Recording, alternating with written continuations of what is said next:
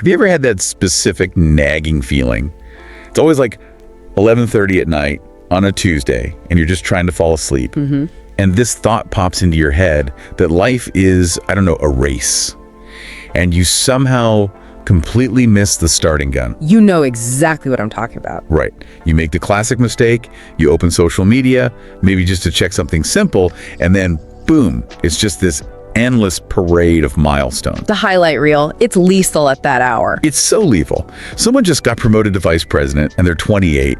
Someone else bought a farmhouse that looks like it's straight out of a magazine. Complete with the chickens. Complete with the free-range chickens. And then there you are, feeling, ridiculously proud that you finally learned how to fold a fitted bed sheet without just wadding it into a ball. Which, to be fair, is a genuine skill. That geometry is impossible. But I know that sinking feeling you're describing. It's that sense that everyone else got the script for life and you're just out there improvising, hoping nobody notices. That improvisation panic is exactly what we are digging into today.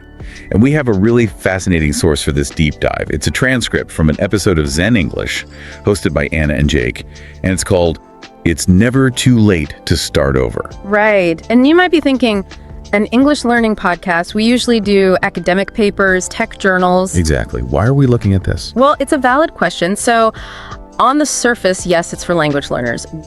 B1 level, so intermediate.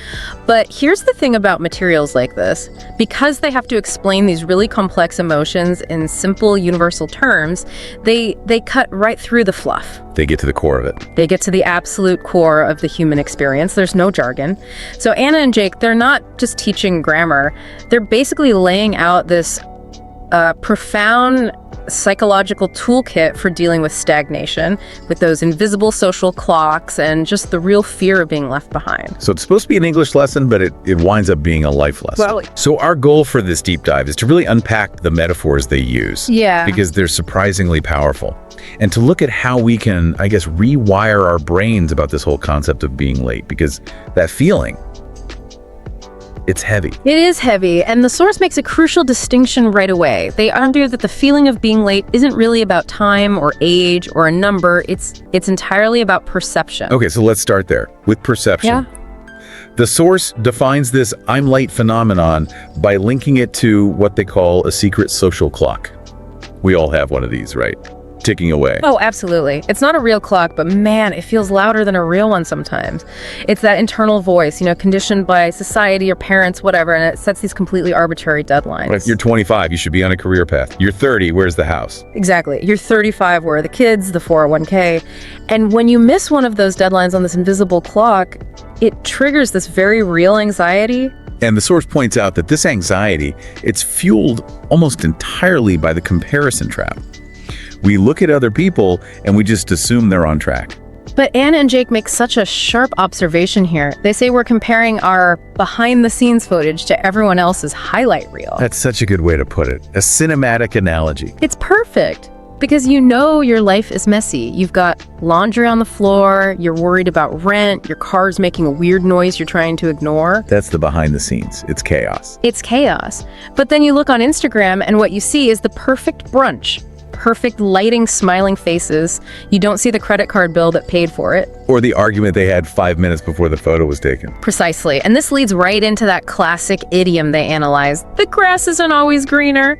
But they add this modern twist, which I think is so essential for the digital age. What's the twist? They say, sometimes the grass isn't greener, it just has a better filter. Oh, wow. Or better editing. That stopped me in my tracks. It's not just that we want what other people have, it's that what we think they have might not even be real. It's a curated hallucination. So when you feel late, you're measuring yourself against an image, not a reality. You're judging your own process against someone else's finished product. And the source gets really specific with this. Jake shares a personal story about his late 20s. He's talking about how all his friends were getting married, buying houses, hitting all those social clock milestones. Meanwhile, he's working random jobs, eating cheap instant noodles, and sleeping on a mattress on the floor. And that is such a visceral image of being in transition. The mattress on the floor is like the universal symbol for, I haven't figured it out yet. Totally. Yeah. He felt like, I am so behind, I will never catch up. But the takeaway they offer is interesting. They say, you aren't on their clock, you are on your clock. But I have to play devil's advocate here. Isn't that just a nice thing we tell ourselves to feel better? Oh, everyone's on their own timeline. Does that actually help when you're the one eating noodles on the floor? That is a fair skepticism. It can sound like a platitude, but I think it helps if you understand why you're on a different clock. The source argues that being late assumes we're all racing toward the same finish line, but what if your destination is different? Then your timeline has to be different. It has to be. If you knew the whole story of those friends buying houses, maybe they secretly hate their jobs and feel trapped by the mortgage, maybe they're in debt up to their eyeballs, you might realize you're not behind them at all. You're not even running the same race. That's a helpful reframe. It shifts it from a race to just a path. Okay, so let's say we can get a handle on the comparison trap. There's still that feeling of just being stuck. And the source uses two metaphors for this. The first one is really evocative: stagnant water. Yeah, this is where the language lesson really doubles as therapy. They contrast fresh water with stagnant water. Fresh water, it flows, it moves, it makes a nice sound, it's alive. Right. Stagnant water just sits, it gets murky, it starts to smell. And they apply this to life. It's not that your life is a disaster, it's not a flood, it's just sitting. You're doing the same job, scrolling the same apps, eating the same lunch every single day. It's that repetition without any progress. And you feel empty. That's the key distinction. The system isn't broken, it's just not moving. That's stagnation. And the antidote isn't necessarily some massive life explosion. It's just creating a current. Even a tiny trickle of movement can clear that stagnation. Okay, but there's a second diagnosis they bring up that I think is even more subtle, Yeah. maybe more painful. The idea of being misaligned. This was the moment for me in the source. They use the analogy of shoes. Imagine you have a pair of shoes you absolutely loved in high school. They were your favorite. I can picture them. Right. But now, 10 years later, your feet have changed. They've grown. You can try to force your feet into those old shoes because you're attached to them, but you're just going to be in pain all day. And the worst part is you blame your feet. You think, what's wrong with me? Why can't I handle this? I used to love these shoes. Exactly. You internalize the pain as a personal failure. But the reality is, nothing is wrong with you or the shoe. The shoe just doesn't fit the person you've become. They used a specific career example for this. One of the hosts mentioned wanting to be a manager by a certain age. That was the shoe. And they actually achieved it. Got the title, got the corner office, and then realized they hated it. They missed doing the creative work. They were miserable in this role they had spent years trying to get. That is classic misalignment. Yeah. And the source makes a really important point here. Feeling like a failure often just means your old goals don't match your current self. We treat the goals we set when we were like 18 as these binding contracts. I said I'd be a lawyer, so I must be a lawyer, or I'm a quitter. Right. But the source argues it's not just permissible, it's essential to update the plan. Letting go of an old dream because it no longer fits isn't failure, it's growth. It's acknowledging your feet have grown. This leads right into how we see our progress. The source calls it chapter compare syndrome. They bring in this Netflix analogy that I thought was just brilliant. It's so good because it shows how absurd our self-judgment is. They ask, would you ever watch a TV show and say, wow, the main character in episode 1 is such a loser because they're not where the character in episode 10 is? Never. You'd be screaming at the TV, give them a minute, the plot hasn't happened yet, the character development needs to cook. Exactly. We understand narrative arcs for fictional characters. We give them that grace, but we refuse to grant ourselves that same patience. We look at someone else's season 5 and judge our season 1 by that standard. We want the resolution without going through the plot. They also use a video game analogy, which is similar. You can't call yourself a failure for learning the controls on level 3 just because your friend is fighting the boss on level 7. You're just in different parts of the game. And this is where it gets nuanced.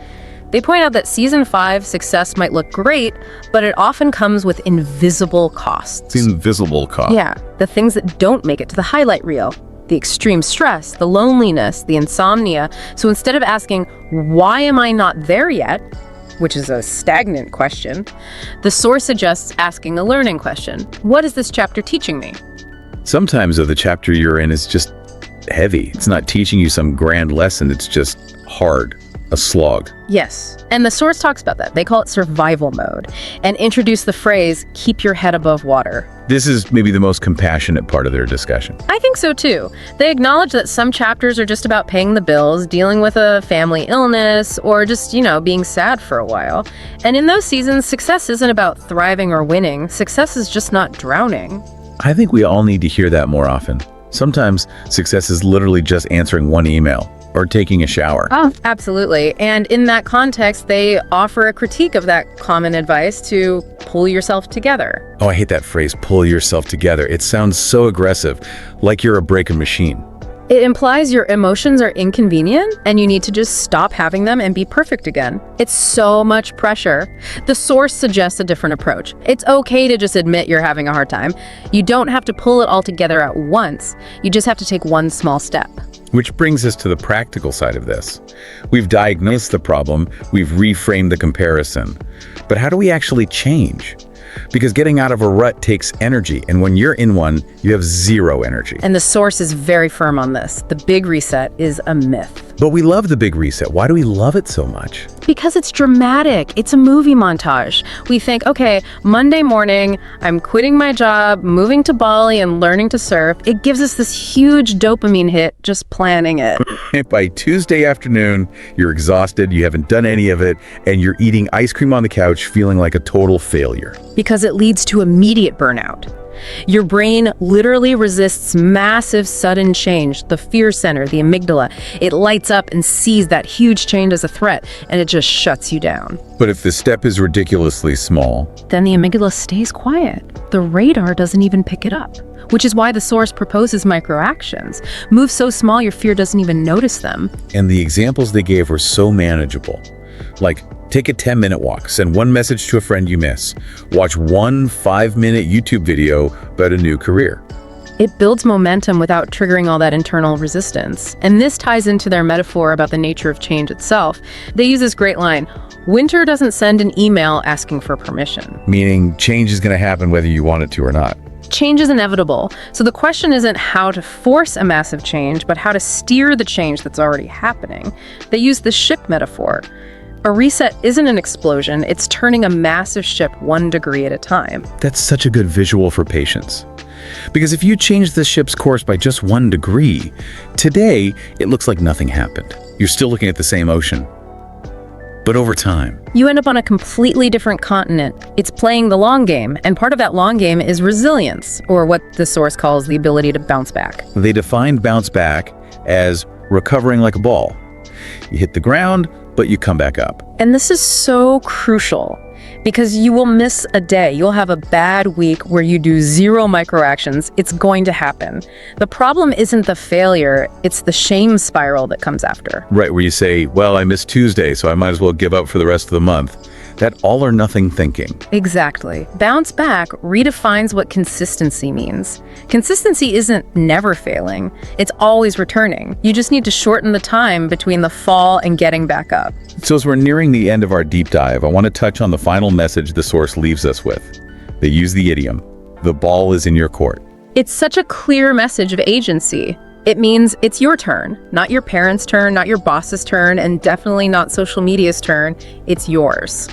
That can be scary, though, that responsibility. If it's my turn, then if I fail, it's on me. It is terrifying. Agency is heavy. But the source frames it with this idea of working through. You have to work through the fear, work through the boredom. You don't have to like every step. You just have to take them.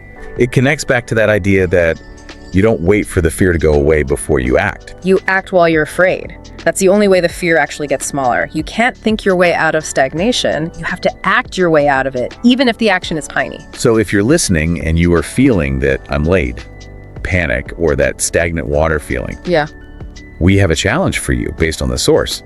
We want you to identify one micro action. And remember the rule. It has to be so small your fear doesn't scream. Just 1%. If you're afraid to go to the gym, your microaction is not go to the gym. It's put on your sneakers.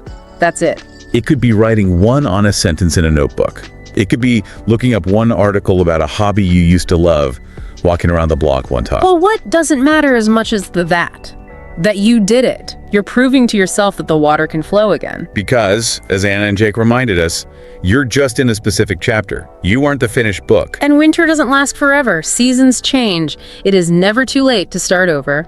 That feels like the perfect place to leave it. Remember, the grass is only greener where you water it, or where you use a better filter. Thanks for diving in with us. Take care.